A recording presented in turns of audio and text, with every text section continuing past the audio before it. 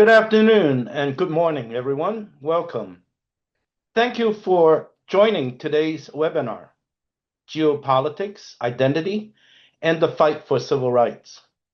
This is the third installment in our ongoing series, co-hosted by the Committee of 100, the U.S. China Education Trust, and APA Justice. This series was born from a simple but urgent conviction that the challenges facing Asian Pacific Americans cannot be understood in isolation from the broader forces shaping our world. As U.S. China relations have grown more fraught, many Americans of Asian descent have found themselves navigating deeply personal questions about identity, belonging, loyalty, and the rights as members of this society. History is instructive here. Periods of geopolitical tension rarely stay confined to foreign policy. They ripple inward, shaping public perception, influencing government action, and touching the daily lives of communities far from the halls of power. Recognizing that dynamic is essential not only to defending our civil rights, but to fulfilling the promise that every American deserves to be treated with fairness and dignity. Today, we're fortunate to have distinguished voices to help us examine these questions with the seriousness they deserve. We're grateful to our speakers and to each of you for making time for this conversation. We thank the audience for questions submitted in advance of the webinar. Please submit additional questions in the Q&A box. We will address as many of the questions as possible during and at the end of the webinar. Today's webinar is recorded and will be posted on the websites of the three host organizations and YouTube channels. A post-webinar survey will be conducted right after the session. We appreciate your completion to help guide our future webinars. It is now my pleasure to introduce our moderator, Joanna Derman, Director of the Anti-Profiling Civil Rights and National Security Program at Asian American Advancing Justice, AAJC. Joanna, the floor is yours. Thank you so much, Jeremy, and thank you again to the co-hosting organizations of this event, APA Justice, C100, and the U.S. China Education Trust for the opportunity to moderate what promises to be a lively discussion. To that end, I am so delighted to be welcoming two distinguished experts to work through these questions on geopolitics, identity, and the fight for civil rights. I'll note they are both participating in their personal capacities. First, we have Edgar Chen, Special Advisor to the National Asian Pacific American Bar Association, NAPABA. Edgar has over 2 decades of legal and advocacy experience across private practice, nonprofits, and 3 federal agencies, including the Department of Justice, Treasury, and Commerce. He holds degrees from Princeton and the University of Chicago Law School. And next, we have Frank Wu, President of Queens College, City University of New York. Frank previously served as Chancellor and Dean of the University of California Hastings College of the Law and spent a decade on the faculty at Howard University. He is a past chair and president of the Committee of 100 and author of the book Yellow, Race in America Beyond Black and White. And without further ado, we will turn to the discussion at hand. So right off the bat, I want to pose a question to the both of you on something that I think many viewers in the audience have been tracking or may have seen on the news, especially if they work in the AAPI policy space, which is that 2 Maryland state delegates recently drew sharp criticism after the release of a podcast in which they mocked fellow lawmaker Delegate Chow Wu, ridiculing his accent, and following a legislative disagreement, falsely suggesting that he was acting as a Chinese spy. These comments, of course, were swiftly condemned by the congressional leadership and AAPI advocacy groups who called for an apology as well as stronger standards of conduct.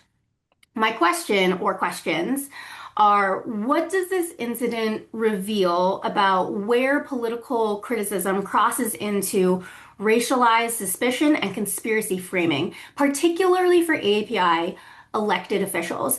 And moreover, what responsibilities do lawmakers and institutions bear in preventing this kind of rhetoric that reinforces just really harmful stereotypes, especially amidst the background of this heightened U.S. China geopolitical tension? And maybe we'll start off with you, Frank. The pandemic is very relevant to this. We saw during that terrible time period, even though Asian Americans were overrepresented as doctors and nurses, exposing themselves to potentially fatal risk, that they were attacked, physically attacked, shoved to the ground, kicked in the head, spit on, even murdered. And it all starts with that sort of name calling, go back to where you came from, you made us sick, this is your fault. And it wasn't just people from Wuhan, China. It wasn't just people of Chinese descent. There were people who were Korean, Burmese. There were people who were Latina and looked Asian who were attacked. And many were U.S. citizens, green card holders, third, fourth, fifth generation. It didn't matter.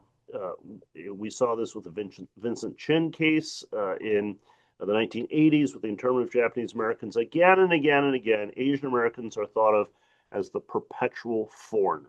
Our heart belongs elsewhere. Doesn't matter if you have an American name that is what's on your birth certificate. Doesn't matter if you're Christian. It doesn't matter if you're assimilated. It's still, you're really one of them, not one of us. And all the tension between the U.S. and China spills over. Let me just try to very briefly make 3 points. First, mocking people for their accents is just wrong. It's the sort of common cruelty of childhood bullying. I'll tell you, the saddest thing for me is my parents, who were immigrants. I was born in the United States, but my parents actually, they didn't quite understand bias, racial discrimination. They didn't speak the language of civil rights because they literally spoke another language. What saddens me is sometimes they thought that it was their accents that was holding them back. They blamed themselves, not realizing, no, it's the bigotry of others, but it's not really about the accent. You know how I know? If you close your eyes and listen to me, I sound like a kid from Detroit, because that's where I'm from. But I've been told that my accent is holding me back, right? I've been told, oh, that accent of yours. Yeah, like the Midwestern accent that I have, and social scientists study this. It's a visual cue. You see my face versus if I'm on the telephone, you imagine an accent. Even if you think you're not racist, everyone does it. It's unconscious. All right, second point. We have a consensus. It's fragile. It's tested every day, but it's through the civil rights movement, the historic struggle for Black equality. What is the consensus? It's wrong to stereotype people. The consensus is, and it used to be 50 years ago, racism was in your face. It was blatant, unapologetic, but generally in polite society, we agree you shouldn't be doing this. Right? But third, what has happened now is some people say, well, we have one case of something that's happened, maybe two cases. And if one person who's Chinese American does something wrong, well, you're a suspect too. Except that violates the very principle of not stereotyping. What is a stereotype? It's when you take one case, maybe you take two cases, and you use a superficial characteristic, ethnic background, and sometimes you don't even match it up right? Wrong ethnicity, not really my people, right? But a stereotype is you then blame everyone who looks like that. Now, if you did this, if someone, and I want to make sure this comparison comes out right, I have fought for, worked with, and will continue to fight for and work with African Americans who still have to fight for equality. If someone who is Black commits a crime and the police said, oh, we got to round up all the Black people, we would all look at that and say, what? Are you out of your mind? That's not just wrong, that's ineffective. That's what stereotyping is. That's what's happening here. People look at maybe one case, and they say, there was a Chinese person there. You're of Chinese background, can't trust you.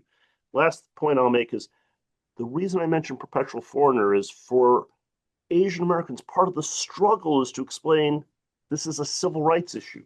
It's the same thing as for other people of color, other minorities, because what gets invoked is national security and Asian Americans being neither black nor white, not looking to some like members of the society, members of the body politic. Even people who believe in civil rights sometimes are dismissive because these are Asians, they're foreigners, which is the stereotype at work. What we say about African Americans and others doesn't apply because now suddenly national security, these are outsiders, except that is the stereotype. We're not outsiders. And if elected officials can do this to someone else who's an office holder who was voted into office, think about the kid on the playground or any one of us walking down the street. Yeah, I think that's so poignant, and especially what you were saying at the very beginning about the role that unconscious bias plays in this as well, and how that moves and shapes our actions is a really important piece. Edgar, I want to throw it to you as well in case you want to jump in and comment on what happened in Montgomery County. Yeah, I think that first I agree with wholeheartedly with what Frank has to say on this and his observations. I think that if you are committed to sort of ideologically combating Chinese communism, the way to do that is to celebrate the American democratic process and that someone like Delegate Wu has come to the United States and done a distinctly American thing to do, which is run for local office and represent the people. And it's very democratic. We would like to say that's what distinguishes us from other types of institutions. But this, I think, is undemocratic and flies in the face of that. This is not the way to wage a Cold War in terms of ideas, right? Resorting to that. And I think if you look back at the history, during the Cold War, the Soviets had always said, well, we're going to, be on the higher moral ground here because of the racism and segregation in the United States, right? And similarly, the United States obviously held out that human rights abuses behind the Iron Curtain was reflective of how the communist system was inferior to a Western-style democracy. So we haven't seen much difference here. Could not agree with you more. Thank you, Edgar. I want to move to talk about now a specific policy issue that has really taken over the AAPI advocacy space in recent years, and that's alien land laws, which of course seek to prohibit certain foreign citizens from being able to purchase land in the United States. Just some quick math on this, some quick numbers. According to the Committee of 100, no less than 525 bills have been introduced since 2021, 63% of which restrict Chinese citizens from owning property, with 149 bills considered in 2023, 126 the next year in 2024, 133 in 2025, and 76 so far this year in 2026. As of May of this year, approximately 28 states have enacted such legislation, and yet Chinese affiliated entities account for just a paltry 0.03% of total U.S. farmland, compared to, say, Canada's 33% share of all foreign-owned agricultural land. Moreover, these laws send an unmistakable signal about who is welcome and who is not welcome in this country. And that kind of chilling effect has consequences. It ripples well beyond any kind of single transaction. And so, given that we already have this federal entity, a federal body, it's called the Committee of Foreign Investment in the United States, specifically designed to review foreign land purchases for national security threats, what does it tell us that there remains this fixation on passing new land law legislation? And I'm talking both at the state level and at the federal level. Is this a genuine national security justification? Is there a genuine national security justification here? Or is this a pretext for racial profiling? It's nothing new. There's nothing new under the sun. You go back 1 century, and this was common. Back then, folks also, they don't want to own up to their bigotry. And back then, just as now, some people were clever. So you know what they did back then? They didn't say, in some states, they didn't say Chinese people, Japanese people. They used a phrase. You can look all this up. It's called aliens ineligible to citizenship. You think, oh, well, that's okay. It's just aliens who can't become citizens anyway. Well, we don't have as much of a problem with it. Except if you look further, the only category of aliens ineligible to citizenship were Asian people due to the Chinese Exclusion Act expanded in 1917 to an Asiatic barred zone. And everything I say, I invite you to multitask and Google. You can look up the Supreme Court decided a little more than a century ago 2 cases about first someone of Japanese descent who wanted to naturalize. So remember, these are people, they want to become Americans, right? And he explained he was Christian, spoke English, was assimilate. And then someone of South Asian descent who had actually served in the United States Army. Supreme Court said, no, you can't become a citizen. There's a color bar, there's a line, and you're not white, you're not Caucasian. All right. So that meant that if you use the phrase, it's really clever. I want to credit bigots for being clever. Aliens ineligible to citizenship, you don't actually have to openly say the ethnic group. Well, the U.S. Supreme Court in 1948 struck all this down in a case they decided called Oyama versus California. What's important to realize about all these is it wasn't just land. It wasn't just aliens. They denied fishing licenses during the internment. 2/3 of those affected were U.S. citizens. So it all looks like, oh, it's aliens. We don't really care as much. But note too, history tells us it starts with the group that's aliens and extends to their kids and grandkids. And these laws now, some people aren't that clever. They're not hiding anything. They just openly say it's a specific ethnic group, meaning it's not about foreigners. It's about people of a particular ethnic background. And ask yourself this. Anyone who's Asian American, I'll bet you Nickel has had this experience. I know I've had it. I'm a native-born U.S. citizen. I have my passport. I usually have it around me in my backpack. Why? Because people question me. What do you think a realtor is going to do if I show up or my cousins who are all U.S. born and we want to go to an open house and look at some stuff, right? They're not going to say, hey, could you show me your passport? And it'd be just as bad if they started to ask me to show my passport, right? They're just going to assume you look foreign, you talk funny, right? Because we've all had that experience. Last thing I'll say is, even if you don't care about civil rights, there's a whole argument here. They sometimes call it the business case for diversity. What do you think has revitalized places like Flushing, Queens, downtown Flushing, which 50 years ago was a dump? It was Asian immigrants. Flushing is amazing. Best Chinese food, best Asian food of most types you're going to find on all of New York City, because starting in the 70s, there was an influx. So even if you don't care about anyone's civil rights, every single study shows that when immigrants show up, the economy is lifted. So you don't have to be of any particular progressive bent.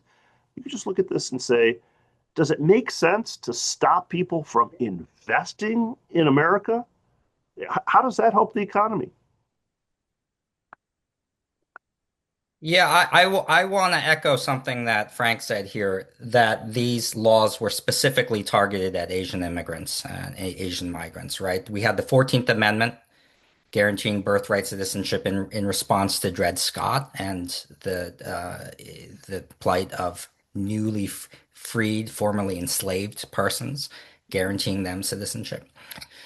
Obviously, the Wong Kim Ark case follows up on that to expand to all persons born here. I know we'll get to that later. Aliens ineligible to naturalize, that is exactly pinpointed at Asian migrants. And what we see in today's iterations of laws, they say it targets those who are domiciled in countries that are listed as foreign adversaries under, what is it, 15 CFR 7.4. Again, to Frank's point, you don't have to name the country. But I think that if you look at when these bills are introduced, you see the sponsors railing against one country and one country only, and they single out China, even though Russia and Iran are listed. North Korea is listed. Other foreign adversary countries, so-called adversary countries, are listed. But I have never heard a speech where someone says, this is the threat posed by Russian, let's say, oligarchical, kleptocratic funds. I've only heard, Chinese, sort of malign Chinese influence is what they're intending to stop. But on the face of the bill, it looks race neutral, right? And so your question, Joanna, about is this a pretext for racial profiling? I think the evidence is clear whom this is targeting. And I think, Edgar, you've got some other examples of this slippery slope. That's Yeah. not some professor's hypothetical example. It's getting extended to other areas. Yeah. And one thing I think what the conversation I'm guessing will go in this, Frank, you talked about you don't have to be progressive, you don't have to look at this through any political bent, but there is something that is interesting that has struck me, and Frank, you mentioned this about economic growth and Flushing. And that is to say that the way that advocates are fighting back against these bills is we're looking at this through, and you think these are civil rights progressive type of people, but looking at this through a free market lens, right? The market should decide. All of the sudden, who is protectionist and who is for the free market? It's been turned on its head because the best arguments I think here are that you want to improve the economy. You want to look at this not through an ideological lens, but through, Adam Smithian, if you will, economic lens. And again, the sort of tables have been turned really here. I just find that to be interesting.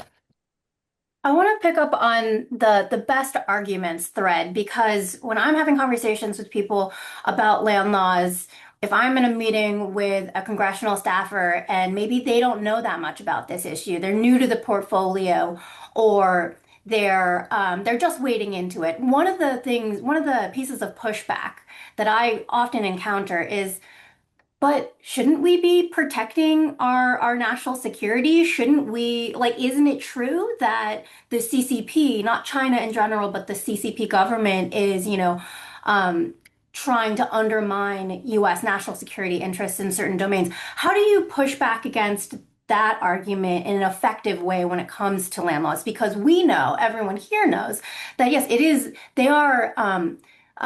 they extend from the legacy of racial discrimination in terms of the original land laws that, Frank, you were talking about in the early 20th century.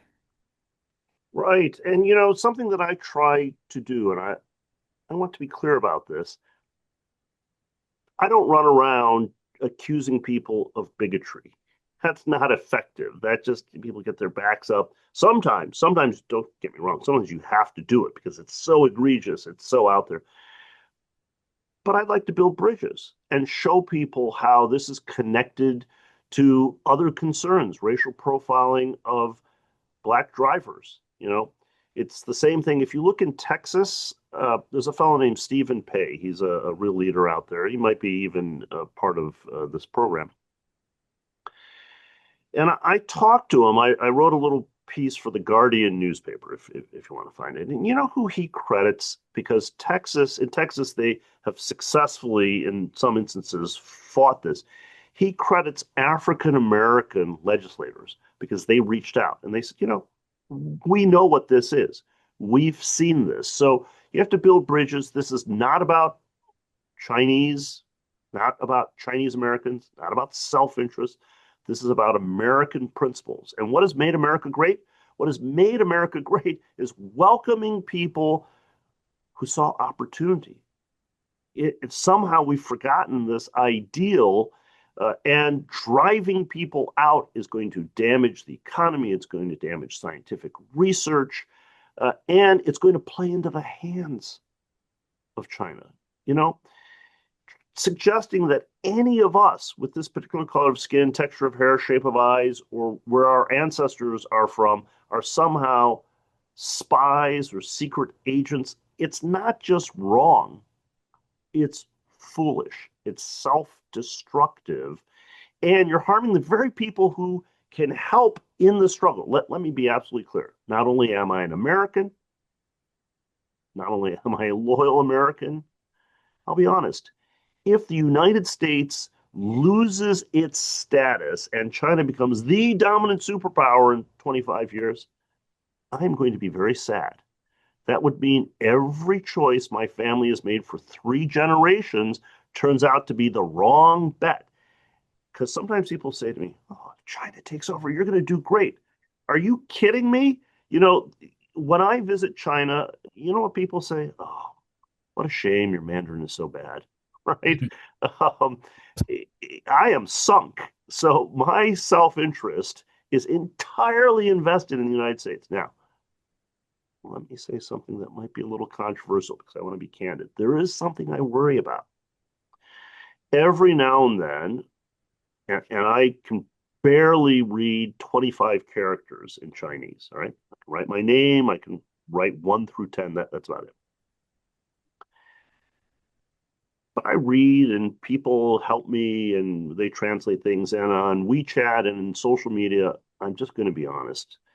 One of the things that some people, not all, not most, not even many, a few people do on social media, they do a couple things. One is they say, hey, other Americans better be nice to us because we really are going to take over the world. I think to myself, don't say that. You know, that's exactly the ineffective form of advocacy if you say the exact things that confirm the fears that people have. The other thing they say, and there are examples, I'm not going to name any names, but you can find this in the news. There's some people who are actually in public life. They might be running for office. They say one thing in English, and then uh, on Chinese language social media, they say the opposite, and they get busted. They should get busted. You know, lots of people read Chinese, including people who aren't Chinese and who might not be supportive of the stuff you're saying. And so, if publicly you're in favor of LGBT rights, but then on WeChat you write some stuff, you're going to get found out. So this is about American ideals, American self-interest, having Asian immigrant scientists. That's what makes our universities great. Yeah, I want to add something to that. Uh, Again, we're living in the upside down right now. Louisiana has a bill on the books, S 395, which calls for the expropriation of land owned by Chinese citizens. They use the word expropriation. As I understand it, during the Cultural Revolution, the Chinese communists had slogans that said expropriate lands from local tyrants and distribute their farmlands. This, like, and so the best, Joanna, you asked, like, what's the best talking point on this? And for me, the best talking point on this, besides we talked a little bit about the free market sort of arguments here, how it's bad for the economy, it's the economy stupid. But the best thing I've heard on this is uh, I thought it was the Chinese Communist Party that was in the business of taking land away from Chinese people. Mm-hmm. So the legislators behind these calls to expropriate land from people of Chinese origin or Chinese residents, etc. They're beating the Chinese Communist Party to the punch in terms of Fifth Amendment type of rights here. That's true. That's a great point. Both Frank and Edgar. I want to pull on the thread of the it's the economy, stupid, and take this just a little further because I think this type of economic targeting, specifically under national security frameworks, is evolving, and we see it spreading into new policy issue areas, different spaces, using different types of rhetoric. And I'll give you two examples that have been on my mind recently. Number one is that on the federal level, the Trump administration recently changed SBA-backed loan eligibility criteria, really just rendering small businesses that are even partially owned by non-citizens ineligible. And this, of course, cut off access to capital for immigrant entrepreneurs who have been working really hard to comply with immigration laws. That's one example at the federal level. At the state level, some of our viewers might have also seen that Iowa, we may have mentioned this, is considering a bill that would bar businesses and individuals from certain countries, including China, from obtaining licensure to establish or operate healthcare centers, which is just a truly mind-boggling and striking move given how vital immigrants are to our healthcare systems. Yeah, And especially that, by the way, Joanna, that in Iowa, that's SF 572. It was signed by the governor. It is now law. And I think you hit the nail on the head there. It is about the economy, stupid. In rural states where healthcare is uh, at a crisis point, and we need immigrants to be in the healthcare profession, not just doctors, let's say, but direct service professionals, people running nursing homes, nurse practitioners, nurses, aides, all of these jobs. Um, I will also mention on the Iowa front, the sponsor there talked about this is to prevent Chinese entities from infiltrating our healthcare system. But the bill singles out Chinese citizens. So they've done what I consider a poor drafting exercise here. If the intent is to focus on malign Chinese foreign policy or malign influence, and the bill is entitled something like a bill to prevent foreign adversary entities from taking over healthcare. That's a policy debate, but without any evidence, it sweeps up individuals. It goes after individual citizens, right? So there's a bait and switch here. And again, it goes after I think what Frank said about the revitalization of Flushing, and we see that in other places. We see that in Lewiston, Maine, with the Somali immigrant community, despite all the current accusations about fraud, etc. Where immigrants go to economically depressed places, they typically turn it around. SBA loans, we don't know. I think, Joanna, we don't know what percentage of these loans might go to Asian American small business owners, but we do know that the message that is being sent is you don't get a piece of the American dream, and no matter how hard you want to work to improve this country. That's the message that's being sent. right, even if you're only 1% owned Yeah. by a foreign individual or entity. Yeah, absolutely. I think it's so interesting for me to hear you two talk about this and encounter the phrase foreign policy so much.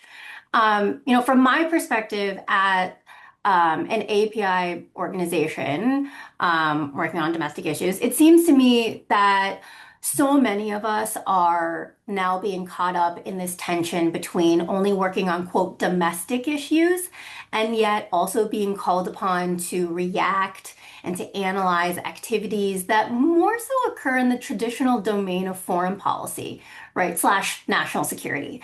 And, personally, I'm finding that while that model of bifurcating domestic and foreign policy may have worked in the past, in an increasingly globalized world, they are inextricably tied together, just really difficult to pull apart. It might be even impossible.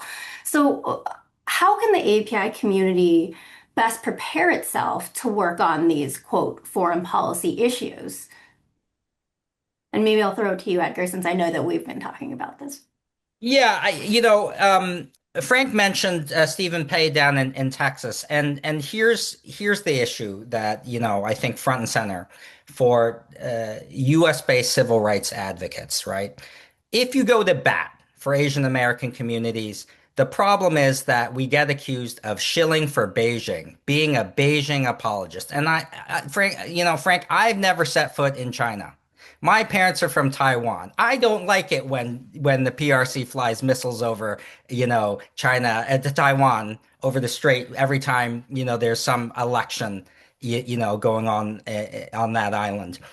And but the idea that if I stand up for an impacted Asian American person here for their civil rights, that somehow this is at the behest of the CCP. This goes back to that first question involving the Maryland delegates, right? Right there. Um, that is really pernicious.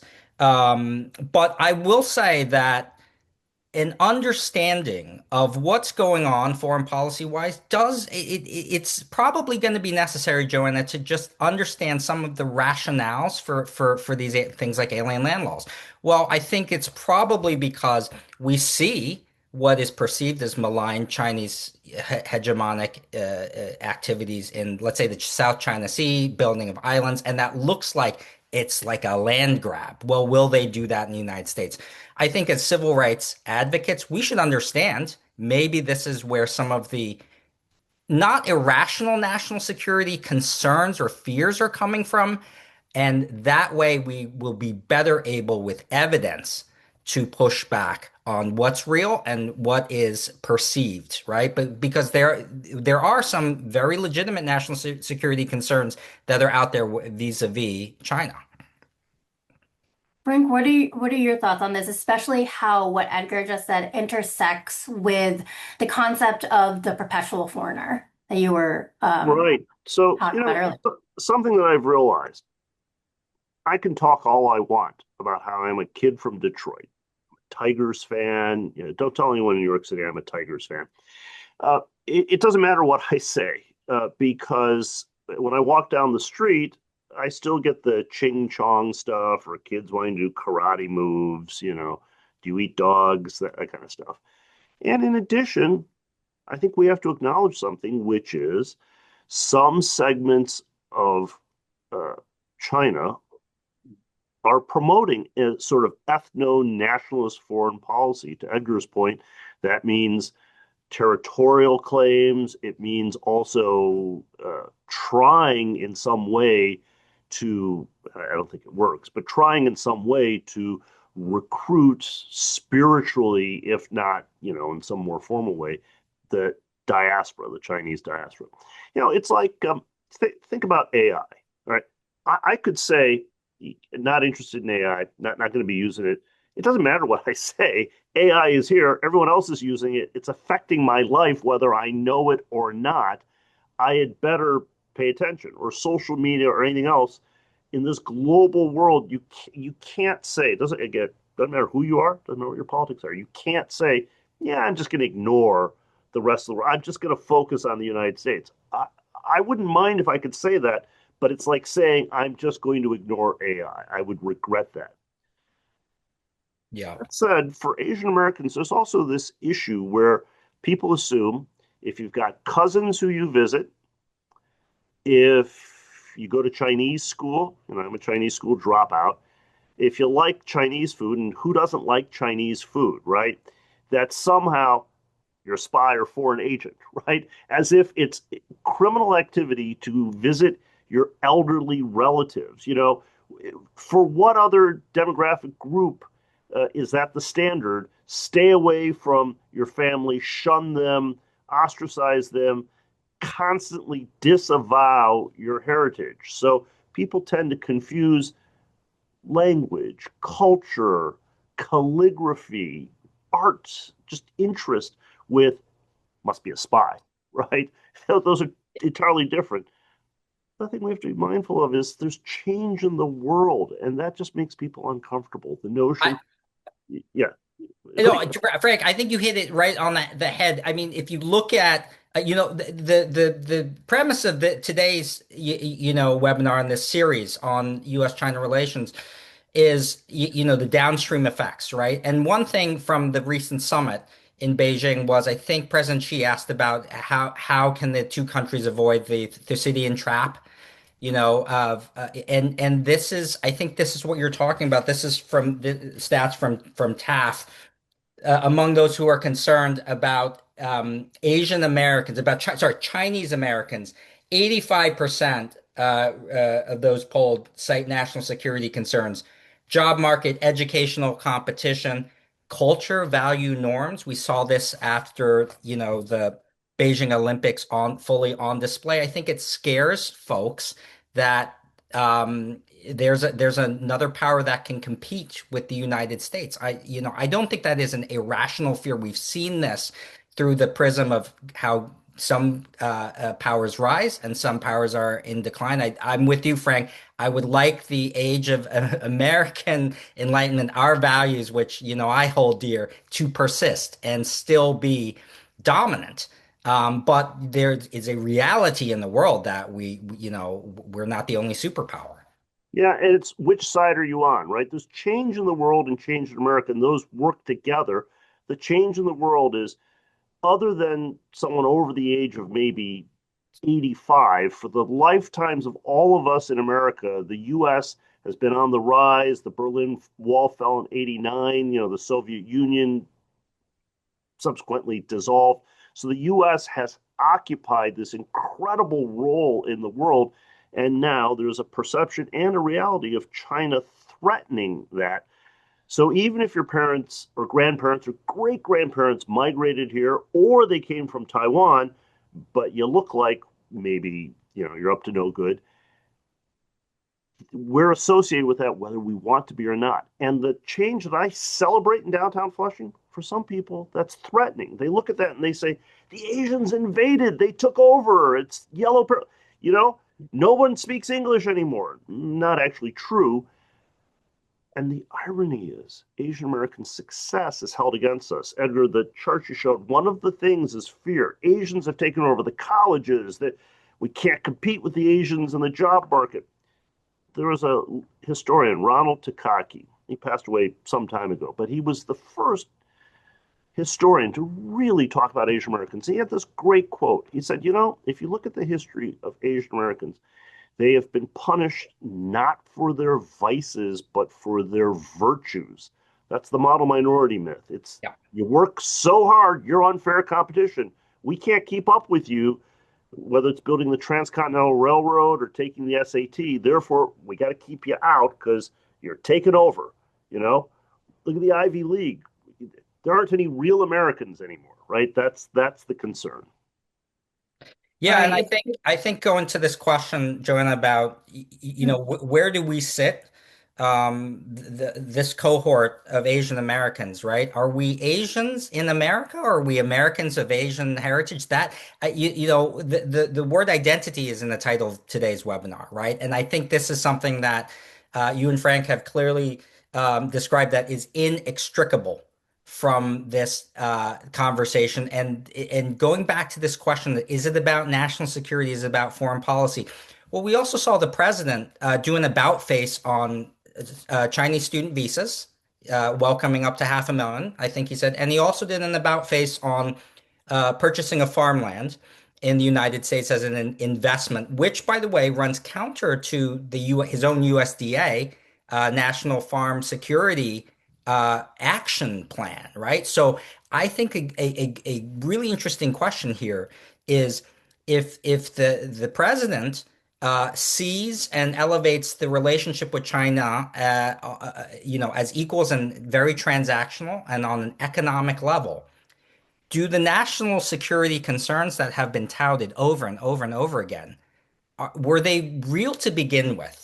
I think that was your question, Joanna, right, to start. Are these alien land laws pretextual, or are they legitimate national security concerns? I think about the heads of Intel, NVIDIA, and AMD, all Chinese Americans, two from Taiwan, one from Malaysia, or the head of TikTok, who was questioned on Congress, asked him, "Are you a member of the Chinese Communist Party?" And he said, "Dude, I'm from Singapore." Right? No, right? So even folks like that, captains of industry, there's still that fear. But I think, Frank, this you remember hearing this back in the 80s. It was often said the Chinese are successful everywhere except China, right? It was the diasporas, right? And now I think with China in ascendancy in such a short period of time, I think that is scary. But in a way, my friend Chris Kwok sent me an article that said this is very similar to how we perceive the threat from Japanese automakers, right? Obviously resulting in the murder of Vincent Chin. But this is cyclical, and it is about economic fears and, plight of working people, and whether or not like this economic competition is going to impact people on a daily basis. And Asian immigrants are working people. Part of the model minority myth is, oh, you're all doing so well, you got no problems. Well, you look at Silicon Valley, you look at people who are actually enslaved, slave laborers. And if you look statistically, Asian immigration has a distinctive characteristic. The curve has two peaks. So on the one hand, you do have high net worth folks. On the other hand, you got the Uber drivers, people who are undocumented, people who are nail salon operators, restaurant owners, mom and pop businesses. It is not true that Haitian Americans are uniformly well to do, but that's part of the cause of the resentment. Here's the thing about politics, and we saw this during the pandemic. If you get everyone riled up and angry, it's those people. They're the ones who spread this disease. If you then say, no, it's okay, we exaggerated, it's too late because you've already gotten people all riled up and angry. So even if someone who holds high office does a 180 and says, yeah, never mind, I'm not blaming them anymore, well, the person who is angry is not going to say, oh, okay, well, nah, never mind. I'm now not going to beat you up, right? That's not the way these emotions work. Once you demonize people and you say, you know why you don't have a job? It's those little yellow people. That's what was said in Detroit in the 1980s, the little yellow people. Yeah, and to that point also, I want to put in a plug for Frank, you and I are both attorneys, and one thing that and Joanna, you know this from advocacy over alien land laws, the federalism argument seems to be really the primary vehicle here because this is what happens. The foreign policy should be the exclusive realm of the federal government, but you've got a patchwork of different states enacting all of these different laws. We talked about Iowa, we talked about Florida. There's no cohesion here. This looks terrible and it's bad policy, but guess what? Where's the answer? The answer is in the damn Constitution of the United States that says, foreign policy, the right roles here. Well, it seems to me that what we're kind of describing is that there exists this narrative, this rhetorical line that says, these two global superpowers, the United States and China, are going at it head to head, and if one rises, the other has to fall. And that's a very zero-sum way of thinking about it. Or that, if they both can't ascend at the same time, otherwise we're headed towards some sort of military conflict, right?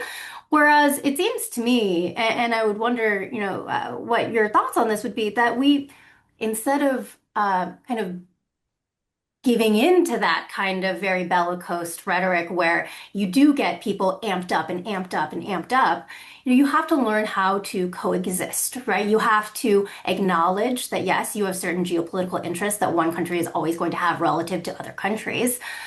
Intellectual property theft, sure, that is a thing. However, for the most part, neither entity, neither global superpower is going away anytime soon. And so we should be thinking about how to coexist, how to collaborate, how to share resources, how to be diplomatic towards each other, rather than feeding into the impulse that again is very zero sum, that we know as an AAPI community can and will lead to increased racial animus, discrimination, and the like. Yeah, Yeah, and yeah. Go ahead, Frank. we get things backwards often. It isn't that Asian immigrants and Asian Americans are agents of foreign influence in the United States. It's actually potentially the other way around. That is, Asian Americans can positively influence China and the rest of Asia, and this has been true throughout history, so many reform movements, so many democratization campaigns have been conducted either by people who are expats in the US and went back, or who are deeply influenced by their cousins and by American examples. So the foreign influence isn't negative, it's positive, and it's going in the other direction than what people think is happening. Yeah, I'll also put in a plug for C100's State of Chinese American Survey 2025. Americans favor cooperation with China, despite tough talk here. And Frank, you're absolutely right. I think this is, and this is why it's so great to have U.S. China Educational Trust on this, sponsoring here, because it's about people to people connection. We talked about Iowa, and who they love in Iowa? The President Xi Jinping. He's lionized in Iowa by farmers because they look at that relationship. I talked to someone today from Iowa, and she said, "Oh, yeah, we talk about like his visit still all the time, like Soybeans. soybeans." Correct. Iowa wants to feed the world. Right? And it's back to that thing. It's the economy. So it's not a red scale. It's not about red. It's about green, right? In many ways. And I think if we look at that, which I think that's why I think the shift in rhetoric by the president also very interesting here. Is it a good thing? We tend to attribute a lot of the animus from the COVID times to the president's rhetoric, but on this, it's yet to be seen. Will it have influence down the line? Outside of Washington too.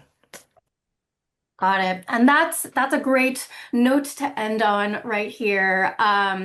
For this discussion, at least, there are a few questions that we've received in the chat, and we also received a few questions from audience members before we started. I'm going to pull just a couple at random if we could keep our remarks to about the 2 to 3 minutes mark. I'm going to ask, let's start with you, Edgar. What can Asian Americans do to become more involved in the political process and build personal influence within their communities? I would say I'll keep it quick. Your first question was about Delegate Chow Wu, right? Get involved. It doesn't matter what party, run for office, talk to your neighbors, and that's as American as it gets. That's great. Thank you. Frank, how should Asian Americans hold elected officials accountable when constitutional norms are being violated? And what is the toll of this political climate on community mental health in particular? Yeah, it's terrible. It's difficult being Asian American because you're constantly scrutinized. And then if you say something, the response is, "Oh, what are you complaining about? You have it easy, and it's better for you here than in your homeland," as if this isn't our homeland, right? So it's really difficult to even talk about these issues. But the pandemic hate crimes made clear this is very real. Elderly people should not be shoved to the ground. They shouldn't be kicked in the head. Nobody should be shoved to the ground and kicked in the head. But the people who were targeted were of Asian descent because of this type of scapegoating. So there is so much that we can do by being involved, by showing up, by building bridges in coalitions with others who we can reach out to. And what can we do? You don't have to run for office, just vote. And I'm strictly nonpartisan, but I'm going to say the following, and I want everyone to think of their cousin.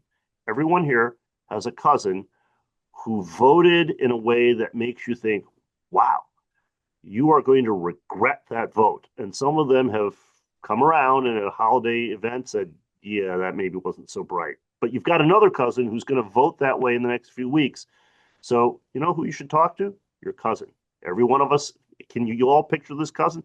Yeah. And you're related to him. You grew up under similar circumstances. Just talk to him and just ask. You don't even have to talk about idealism or anything. Just say, hey, you think it's going to work out for you if it goes that way? Just ask him that.